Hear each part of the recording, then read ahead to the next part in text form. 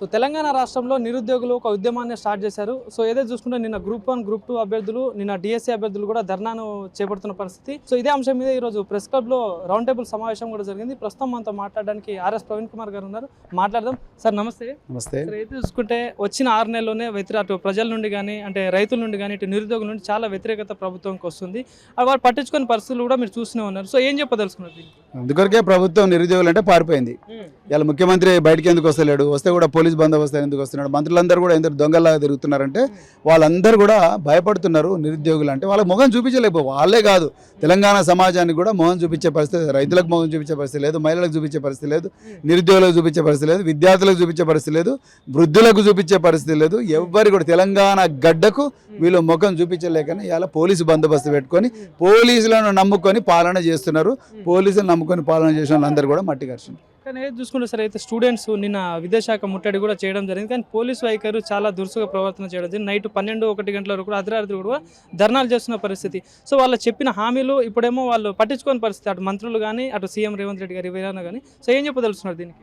ఏం చెప్పదలుచుకున్నాడు, వాళ్ళు స్పందించమని అడుగుతున్నాను నేను కూడా. ఇప్పుడు పిల్లలు మా డిమాండ్స్ అయితే చెప్తున్నాను. నిరుద్యోగులు ఏ సమస్యల మీద అయితే పోరాడుతున్నారో దాని మీద వచ్చి మీ మంత్రివర్గ ఉపసంఘం కానీ ముఖ్యమంత్రి గారు ఎవరో ఒకరు దీని మీద స్పష్టమైన సమాధానం ఇవ్వాల్సిన అవసరం ఉన్నది. మీరు భయపడి పారిపోయి సెక్రటరియట్లో దాక్కుంటునో, మీ ఇళ్లలో దాక్కుంటునో, లేకపోతే మీ మినిస్టర్ల బంగ్లాలో దాక్కుంటూ చుట్టూ పోలీసులను పెట్టుకుంటే సమస్య పరిష్కారం కాదు. సో ప్రధానంగా ఆర్ఎస్ ప్రవీణ్ కుమార్ గారు ఎట్లాంటి స్టాండ్ తీసుకోబోతున్నారు నిరుద్యోగుల పక్షాన? అంటే గతంలో కూడా మీరు చాలా సార్లు కొట్లాడడం జరిగింది. ఇప్పుడు ఎప్పుడైనా కూడా నేను నిరుద్యోగుల పక్షాన్నే ఉంటాను. ఎందుకంటే వాళ్ళ మాటల్లో నిజం ఉన్నది, వాళ్ళ మాటల్లో అత్యాశ లేదు, బూటకం లేదు, నిజం ఉన్నది, న్యాయం ఉన్నది, ధర్మం ఉన్నది. వాళ్ళు అడిగేవన్నీ వాళ్ళు కొంచెం అటు ఇటు 2-3 తప్పులు చేసినా కూడా వాళ్ళు మాట్లాడే మాటల్లో నిజం ఉన్నది. జాబ్ క్యాలెండర్ అడుగుతున్నారు, వాళ్ళు 1:100 అడుగుతున్నారు, లేకపోతే గ్రూప్ 2, గ్రూప్ 3 పోస్టులు పెంచమంటున్నారు. అవన్నీ మీరు అడిగినవే, మీరు చెప్పినవే కదా, మీరు చెప్పనివే అడుగుతలేరు వాళ్ళు. నిరుద్యోగ భృతి గురించి మీరు చెప్పినా నిరుద్యోగ భృతి ఇప్పుడు ఇస్తేనే మేము ఇళ్ళలో పోతామని అంటలేరు వాళ్ళు, దాని గురించి మాట్లాడతలేరా? సో వాటికి సమాధానం చెప్పమని అడుగుతున్నారు. మరి తప్పకుండా న్యాయమైన పోరాటానికి నేను తప్పకుండా. ప్రధానంగా ఏమంటున్నారంటే కాంగ్రెస్ పార్టీ వీళ్ళ వెనకాల బీఆర్ఎస్ కానీ ప్రతిపక్షాలు ఉండి వీళ్ళని రెచ్చగొడుతున్నారు, కావాలనే ప్రభుత్వం మీద బట్ట కాల్స్తున్నారు, వేస్తున్నారు అని చెప్పేసి కూడా చెప్తున్న మాటలు. ఏం చెప్తారు దీనికి? వెనకటికి ఎవడు అన్నాడంట, ఆడలేక మధ్యలో బాగలేదు అన్నాడంట. కాంగ్రెస్ వాళ్ళు కూడా అట్లా చేస్తున్నారు. కాంగ్రెస్ వాళ్ళకు ఈ సమస్య పరిష్కారం చేసే జ్ఞానం లేదు. చేతగాని ప్రభుత్వం, దద్దమ్మలు. ఇలా ఒక్కొక్కడు 100 కోట్లు పెట్టి ఏమంటారు ఎలక్షన్లలో పోటీ చేసి ప్రజలను మభ్యపెట్టి మత్తుమందు జల్లి గ్యారంటీల మత్తుమందు అధికారంలోకి వచ్చిండ్రు. వాళ్ళకు వచ్చే డిఫాల్ట్ ఆన్సర్ ఏంది? బీఆర్ఎస్ పార్టీ ఉన్నది. బీఆర్ఎస్ పార్టీ ఎప్పుడైనా ఉంటుంది. ప్రజలకు పోరాటం చేసే ప్రజల కోసం ఒక రాజకీయ పార్టీ ఎప్పుడు కూడా సంఘీభావం చెప్తూనే ఉంటుంది. అది బీఆర్ఎస్ పార్టీ. కాంగ్రెస్ పార్టీ అభ్యర్థి వచ్చినప్పుడు అదే పని చేస్తుంది.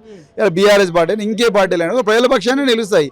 నువ్వు అధికారంలో ప్రజలు ఇచ్చినప్పుడు నువ్వు ఏం చేయాలని రాజ్యాంగం ఉన్నాయి, రాజ్యాంగబద్ధమైన అధికారం ఉన్నది, చట్టం నీ చేతిలో ఉన్నది, ఎగ్జిక్యూటివ్ అంతా కూడా నీ చేతిలో ఉన్నది. మరి నువ్వే చెప్పాలి కదా ఆన్సర్, నువ్వే సమస్యకు పరిష్కారం చూపించాలి. లేకపోతే గత దిగాలి, నా వల్ల అయితే లేదు, దయచేసి క్షమించండి, మీరే రండి అని నువ్వే స్వచ్ఛందంగా రాజీనామా చేసి రావాలి. అంతే తప్ప బీఆర్ఎస్ పార్టీ అది చేయక, మన కాంగ్రెస్ పార్టీ అది చేయకుండా ఇవాళ బీఆర్ఎస్ పార్టీ ఎమ్మెల్యేలను కొనుక్కోవాలి, ఇంకో ఎమ్మెల్యే కొనుక్కోవాలంటే నువ్వు దొడ్డిదారు ఎదుగుతున్నావు. నీకు దమ్ము లేదు.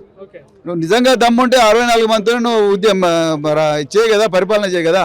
అది చేదగాక ఇంకెక్కువ మంది వస్తే బాగుంటుంది. ప్రతిపక్షాలను బలహీనం చేయాలి, వాళ్ళు నోలు ముయ్యాలి. అది ఆ ప్రాబ్లం వర్కౌట్ కాదు. సో సార్ జూలై 15 కూడా సెక్రటరీ ముట్టడిగా పిలుపునియడం జరిగింది. సో ఎట్లా ఉండబోతుంది? డిమాండ్స్ ఉండబోతుంది. తెలంగాణ అంతా రాబోతున్నది. ఆ రోజు ఈ ప్రభుత్వం చచ్చినట్టు దీనికి పరిష్కారం చూపించాల్సింది, లేకపోతే ఊకో తెలంగాణ. Thank you.